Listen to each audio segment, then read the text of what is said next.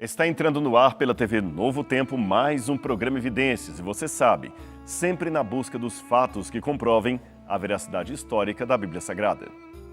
Hoje, além da veracidade histórica da Bíblia, vamos também perceber a veracidade profética da Palavra de Deus. O que significam os símbolos bíblicos acerca das profecias, qual o seu envolvimento com o contexto do Antigo Oriente Médio e que mais podemos aprender dessas importantes mensagens que estão contidas na Escritura Sagrada. Portanto, temos muita coisa para estudar, não sai daí porque o Evidências volta já já.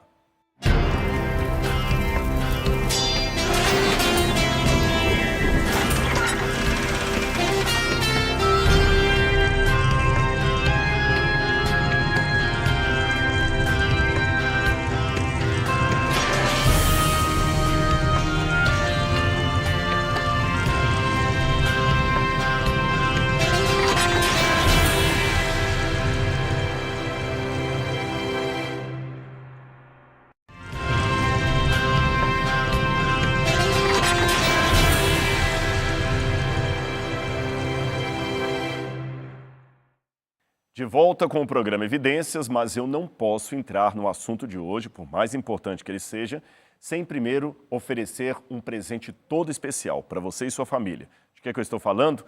Do Guia de Estudos Evidências, que foi preparado com muito carinho pela TV Novo Tempo para você.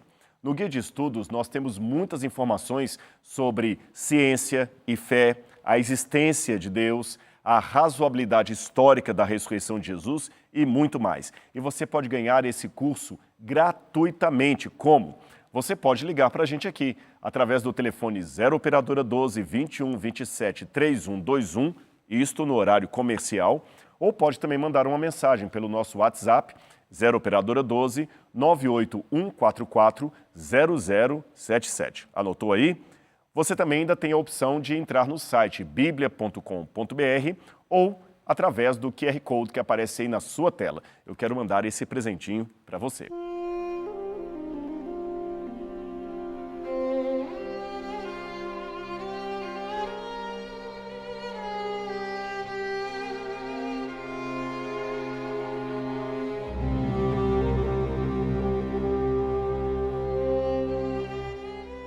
No programa anterior, nós vimos bastante sobre o grande conflito cósmico entre as forças do bem e do mal. Você viu.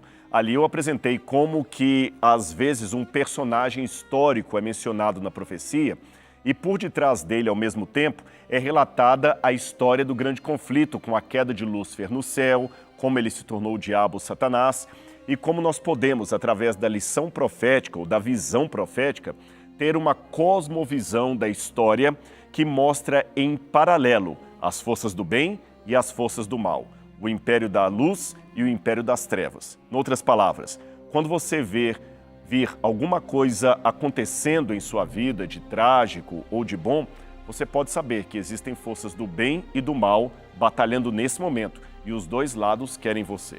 Portanto, eu já começo esse estudo de hoje com o meu apelo. Escolha o lado de Deus, escolha o lado da luz. Agora vamos recapitular um pouquinho o que nós já vimos no programa anterior. Eu falei de Daniel capítulo 2, você se lembra? No livro de Daniel capítulo 2, que estudamos lá atrás no começo dessa série, eu mencionei um sonho profético do rei Nabucodonosor. Apenas para relembrar para você o que nós vimos lá atrás no capítulo 2, pode ser que alguns de vocês não assistiram desde os primeiros vídeos ou os primeiros programas dessa série, ou quem sabe você já até assistiu, mas esqueceu de alguma coisa. Vamos recapitular. No capítulo 2 do livro de Daniel, há a descrição de um sonho que Nabucodonosor teve, onde ele viu uma estátua com vários metais, simbolizando cada uma das partes da estátua. A cabeça era de puro ouro, o peito e os braços eram de prata, o quadril era de cobre e as pernas eram de ferro. Quanto aos pés da estátua, eles eram em parte em ferro e em parte em barro. Daniel continua interpretando o sonho de Nabucodonosor, que após ver esta imensa estátua, percebeu também uma pedra que foi cortada de uma montanha sem auxílio de mãos. A pedra bateu nos pés da estátua, esmiuçou a estátua em várias partes e esta pedra encheu o mundo. Então Daniel explicou que esta estátua, com seus diferentes metais, representariam diferentes reinos, não judeus, é claro, que haveriam de dominar o mundo. E após esses reinos, viria do céu o reino de Deus, representado por esta pedra que bate nos pés da estátua e a esmiuça. Esta pedra que pega a parte inferior da estátua e cobre todo o planeta Terra, seria o reino de Deus, um reino que não seria jamais vencido, nem passaria às mãos de outro monarca. Depois que eu recapitulei ali com vocês essa parte de Daniel capítulo 2, eu mostrei que existe uma correlação entre Daniel capítulo 2 e Daniel capítulo 7, porque nós temos no capítulo 2 as partes de metal da estátua e no capítulo 7 eu tenho detalhes sobre 4 reis profetizados naquela visão de Daniel. Se você se lembrar, eu mostrei esses 4 reinos aqui a partir de 4 animais, que seriam um leão, um urso, um tigre e um animal terrível e espantoso, do qual é difícil encontrar uma representação na natureza ou no mundo animal. Vamos falar então detidamente de cada um desses animais. Como eu disse para vocês, o primeiro seria um leão. Ele tem asas, como águia. Ele voa. Esse leão é realmente diferente de um leão normal da fauna que nós podemos ver talvez no mundo animal. O que seria a representação desse leão? O que seria a representação do urso que vem depois? E do leopardo de 4 cabeças? E do animal terrível e espantoso? Bom, já que eu tenho essas estátuas, essas imagens aqui, eu vou mostrar para você no telão as mesmas imagens com os reinos que cada uma delas representava. Vamos colocar na tela aqui. O primeiro animal que Daniel menciona no capítulo 7, ele seria o leão com asas. E ele corresponde justamente à cabeça de ouro da estátua. Ele representa então a Babilônia. Ali é dito que a Babilônia seria um império que seria dominada por um outro império inferior.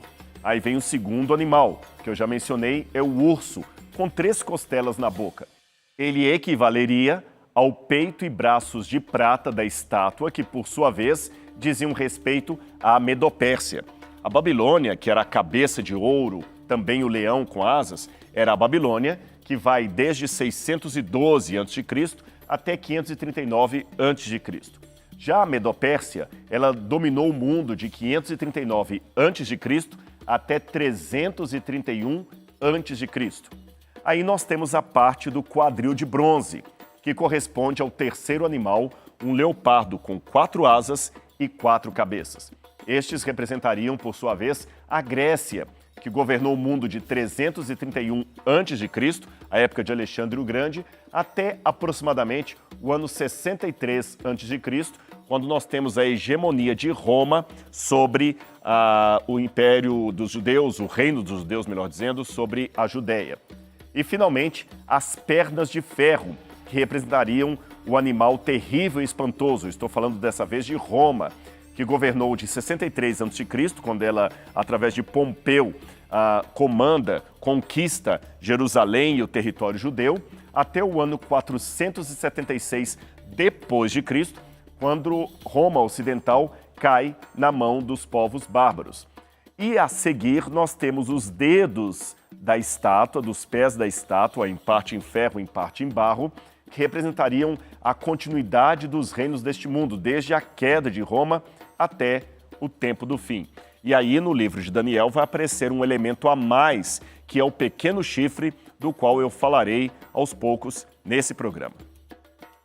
Sobre o fato de Babilônia ser representada na forma de um leão com asas, como eu mostrei para você ali na nossa estatueta e também ali no quadro profético, nós temos algo que mostra que a semelhança é mais do que evidente. Preste atenção e você entenderá. Exposta no Museu de Berlim estão algumas partes preservadas da antiga avenida processual da Babilônia. Os animais que você vê ali, todos entalhados, são leões feitos com asas. Estes animais foram esculpidos a mando de Nabucodonosor.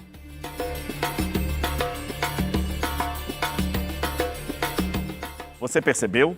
Leões com asa representando a Babilônia. Daniel também vê um leão com asas representando a Babilônia. A semelhança não é mera coincidência. Deus usou um símbolo que o profeta entendeu de imediato. Deus partiu do conhecido para o desconhecido. Depois desse leão com asas, nós temos o urso que segue. E como eu mostrei no quadro e também ali na nossa estátua, ele é descrito como tendo se levantado sobre um dos seus lados. Você pode ler isso na sua Bíblia em Daniel, capítulo 7, versículo 5. Aquele urso, ele era, de certa forma, torto. Qual seria a explicação disso? Eu vou pegar o urso aqui na mão e você vai entender. A descrição de Daniel seria que o urso teria na boca 3 costelas, ele era feroz e um dos seus ombros era mais alto do que o outro. Esta é uma parte um tanto difícil de ser explicada, principalmente se lembrarmos que o urso representa a Medo-Pérsia. Então, se tomarmos isto em paralelo, poderemos ver que este urso tem algo que lembra os 2 seios e os 2 braços da estátua de Daniel, capítulo 2, aquela do sonho de Nabucodonosor. Então eu tenho aqui implícito que consiste na representação das 2 potências que fizeram parte do segundo reino mundial da profecia. Eu estou falando justamente de um reino duplo que, num lado, seria forte e no outro lado mais enfraquecido, ou seja, que uma parte teria proeminência sobre a outra. E este foi o caso com o império da Medo-Pérsia, que seguiu a Babilônia. E ele exatamente está aqui representado, porque a Pérsia foi mais predominante e invadiu, ou ultrapassou, melhor dizendo, o reino da Média. E quanto às 3 costelas que estão na boca do urso, o que significariam essas 3 costelas? Note que elas estão entre os dentes do urso. Isto significava que, na época de sua conquista sobre a Babilônia, aquele urso, ou melhor, a Medo-Pérsia, entraria numa guerra sucessiva, uma guerra apocalíptica, com 3 territórios que seriam devastados. Parece que não há um modo inequívoco de identificar essas costelas como sendo cidades, mas alguns imaginam que poderiam ser 3 províncias que foram conquistadas. Assim, nós somos levados à opinião de que essas 3 costelas poderiam, hipoteticamente, representar porções de uma grande confederação mais antiga que foi desmembrada. E na conquista do Império Medo-Persa, estas nações seriam, evidentemente, a Babilônia, a Lídia e o Egito. Quanto ao próximo animal, eu insisto em mostrá-los para você para que fique bem didática a apresentação, afinal de contas, repetição também faz parte da pedagogia. Você tem um leopardo com 4 cabeças, você vê aqui 4 cabeças e 4 asas, tá certo?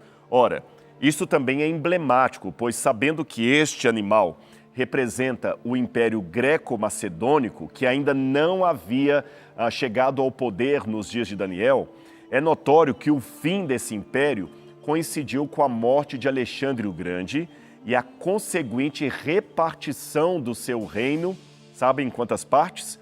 4, porque o reino de Alexandre foi repartido entre os seus 4 generais, ou seus 4 diadochi, como se diz em latim. Estes seriam Cassandro, Seleuco, Lisímaco e Ptolomeu. É muito curioso o detalhe que a Bíblia apresenta, os detalhes proféticos e como eles vão se cumprindo paulatinamente na história. Bom, já que eu estou passando cada um dos animais, eu vou para o 4º e último, que é descrito na Bíblia como um animal terrível e espantoso, ou seja, um animal do qual você não teria nenhuma representação ali na fauna. Ora, esse animal vai ter a sua atenção destacada perante a visão de Daniel. Daniel vai querer saber mais detalhes sobre este animal. Aliás, ele chama a atenção de Daniel e a nossa atenção também, porque ele era realmente um animal muito diferente. Agora, considerando que os 3 reinos anteriores são colocados como animais conhecidos, perceba o texto. Eles são mencionados como entidades que têm significado similar ou paralelo a alguém. Eles são descritos como um leão, como urso, como leopardo. O último, no entanto, é um animal, uma fera, como nada. Ela parece ser uma entidade em si mesma. Esta besta fera com vários chifres também parece ser muito cruel e voraz, aliás, mais cruel do que todos os animais anteriores. E como tal, ela é uma representação adequada de Roma pagã, que conquistou, governou e pisoteou o mundo com seus pés. O que o quarto animal representa em Roma é praticamente um consenso, isso aí quase ninguém tem dúvida. A maior parte dos historiadores e teólogos ao longo da história, tanto do judaísmo quanto do cristianismo, têm interpretado esta criatura como sendo o Império Romano.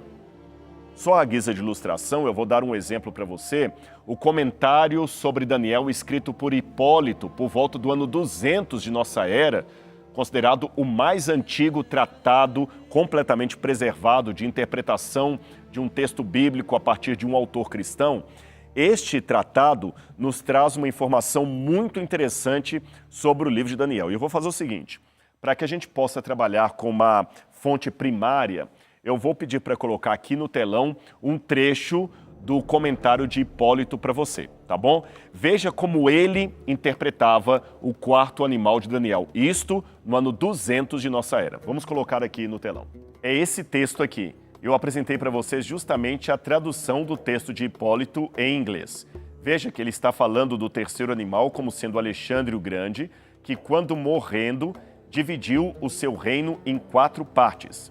Então o texto continua falando sobre o quarto animal terrível e espantoso, que está ali no verso 25.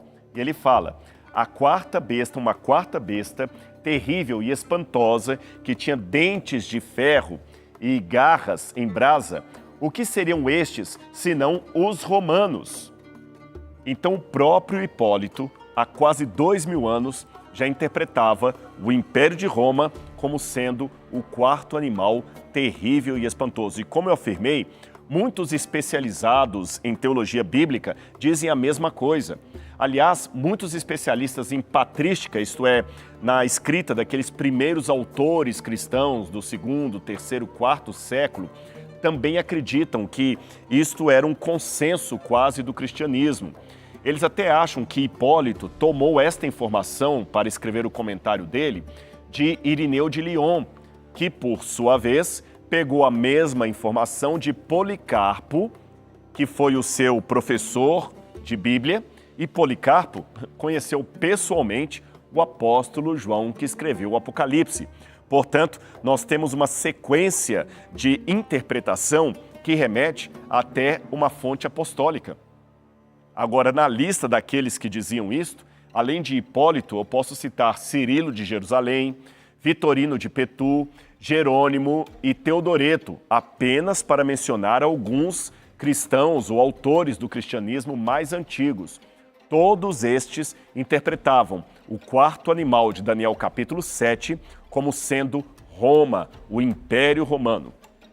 O mesmo se dá na época ou no meio do judaísmo. Quando você pega a literatura judaica, aquela mais antiga fora da Bíblia, é claro, por exemplo, na época do Talmud, que para os judeus é quase que uma segunda escritura, o Talmud é uma série de tratados e interpretações judaicas a respeito da moralidade, das leis. É muito conhecido o Talmud. No Talmud é demonstrado que havia no seio judaico a interpretação ou a alusão aos 4 grandes exílios do povo judeu.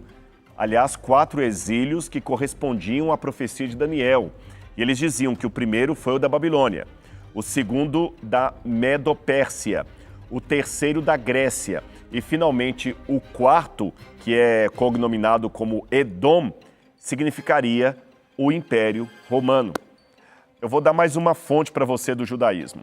Se você olhar o Vaikra Rabá, no capítulo 13, verso 5, e também no Melquitá de Rebi Ishmael, e também em alguns Midrashim, isso é, em alguns livros de interpretação judaico antigos, você vai ver a mesma forma, a mesma compreensão ali em todos esses autores. Ou seja, eu não estou pegando a profecia e agora, à distância, estou colocando qualquer interpretação ali ao meu bel prazer. Existe uma tradição interpretativa desses conceitos que remete até aos tempos mais antigos. Sabe por que eu estou dizendo isso para você? Porque quando estamos estudando uma profecia apocalíptica, sim, o livro de Daniel também é considerado uma literatura profética apocalíptica, corre-se o risco de acabar inventando uma interpretação artificial que não tem nada a ver com o contexto literário da época ou com o livro em si. É aquilo que vulgarmente muitos teólogos chamam de hermenêutica de almanaque ou de jornal. São pessoas que ficam pegando profecias de Daniel e de Apocalipse e apontando a esmo para qualquer ditador, qualquer guerra do mundo, qualquer ação militar. Isto aqui agora é o Apocalipse, isso é o Apocalipse. Então nós temos, por exemplo, quando a gente fala da besta de Apocalipse capítulo 3, o pessoal já falou que era Saddam Hussein, Adolf Hitler, Napoleão Bonaparte, e a gente não pode considerar a profecia uma música romântica daquele tipo, qualquer uma, quando você está na fossa, conta a sua história.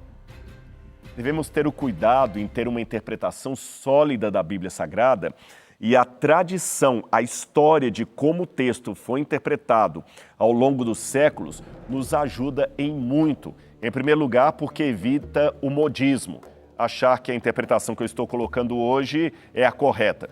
Em segundo lugar, evita também aquela forma artificial de enxergar na profecia algo do nosso tempo que às vezes não tem nada a ver com aquilo. E em quarto e último lugar, eu levo em consideração que escritores do passado tiveram acesso a fontes que hoje estão perdidas. Não significa isto que a história é uma intérprete sem erros da profecia, não. Mas, por outro lado, eu não posso interpretar a profecia com critérios modernos, abdicando de como ela foi entendida ao longo da história do cristianismo. Por isso é importante tanto a alusão ao contexto literário do Antigo Oriente Médio, para entender o que a profecia de Daniel e outros escritores da Bíblia significava para os leitores imediatos do livro, bem como aquela profecia foi entendida ao longo da história da redenção, ao longo da história do povo de Deus, ao longo da história do cristianismo. Você percebeu? A estrutura dos 4 reinos desempenha um papel importante também em numerosas homilias rabínicas, estando ligada a versos e assuntos adicionais. Eu vou dar mais um exemplo para você, já que eu estou falando de interpretações ao longo da história.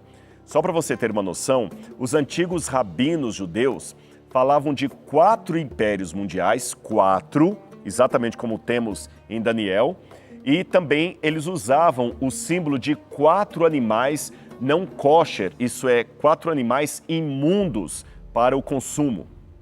Nessa tradição rabínica, o camelo era a Babilônia, a lebre era a Média, o coelho era a Grécia e o javali, um porco, era Roma.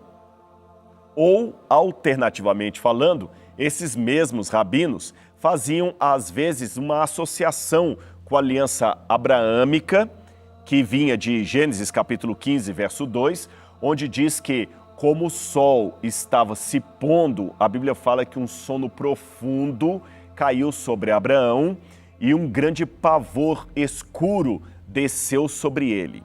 Então esse versículo é interpretado por esses rabinos de forma que o pavor se refere simbolicamente ao reino da Babilônia, o escuro à Média, o grande refere-se ao Império Grego e o desceu ao Império Romano.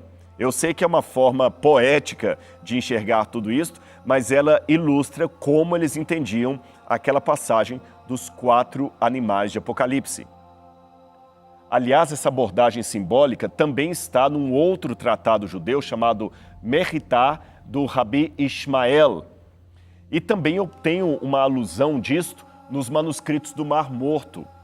Os manuscritos do Mar Morto foram encontrados ali nas cavernas de Qumran e os arqueólogos descobriram entre eles 3 fragmentos muito interessantes que eu quero mostrar para você. Está aqui na tela, vamos ver. Um deles está aqui, olha. Esse tratado, ou melhor, esse fragmento que você está vendo, foi encontrado na caverna número 4, ali das grutas de Qumran. O paleógrafo Émile Pouer datou esse fragmento em cerca de 100 a 150 a.C.